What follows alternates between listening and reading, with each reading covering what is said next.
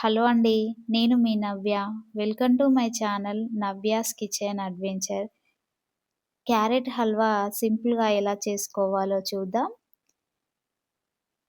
Carrot హల్వాకి కావాల్సిన పదార్థాలు మూడేనండి. క్యారెట్, ఇలాచి, షుగర్. క్యారెట్‌ని వాష్ చేసుకొని పైనున్న చెక్కు తీసి ఇలా సన్నగా తరుక్కోవాలండి. స్టవ్ పై ఒక కడాయి పెట్టి చిన్నగా తరిగిన క్యారెట్‌ని వేసి కలుపుకోవాలండి. వంట రాని వాళ్ళు కూడా ఏ భయం లేకుండా ఈజీగా చేసుకోవచ్చండి. ఇంగ్రీడియెంట్స్ ఎక్కువగా లేవు కాబట్టి సింపుల్‌గా చేసేయొచ్చండి.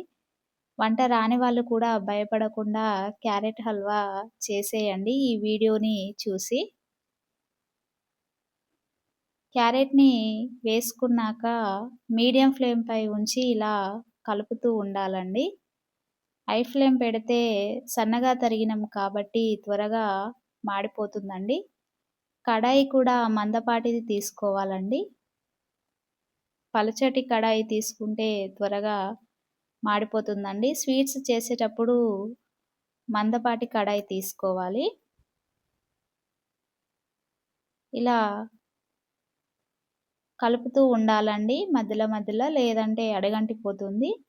ఇలా ఒక 10-20 మినిట్స్ కుక్ చేసుకున్నాక క్యారెట్ పచ్చి వాసన పోయి మంచి స్మెల్ వస్తుందండి. ఫ్రై అయిన స్మెల్. ఆ టైంలో ఒక కప్పు షుగర్ యాడ్ చేసుకోవాలి. చాలా సింపుల్ రెసిపీ అండి.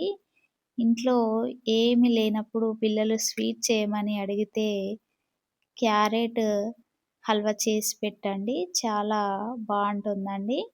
ఇలా మీరొకసారి ఇంట్లో ట్రై చేస్తే బయట నుండి క్యారెట్ హల్వా తెచ్చుకోవాలి అనే ఆలోచనే రాదండి. చాలా టేస్టీగా ఉంటుంది. షుగర్ యాడ్ చేశాక షుగర్ అంతా కరిగే వరకి కలుపుకొని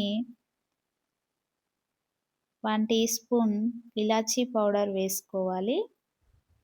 నేను ఇక్కడ రెడ్ క్యారెట్ తీసుకున్నానండి. రెడ్ క్యారెట్ ఆరెంజ్ క్యారెట్ కంటే స్వీట్‌నెస్ ఎక్కువగా ఉంటుందండి.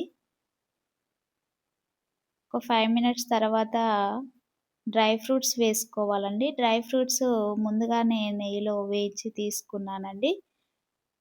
డ్రై ఫ్రూట్స్ వేసుకొని స్టవ్ ఆఫ్ చేసుకుంటే క్యారెట్ హల్వా రెడీ అండి.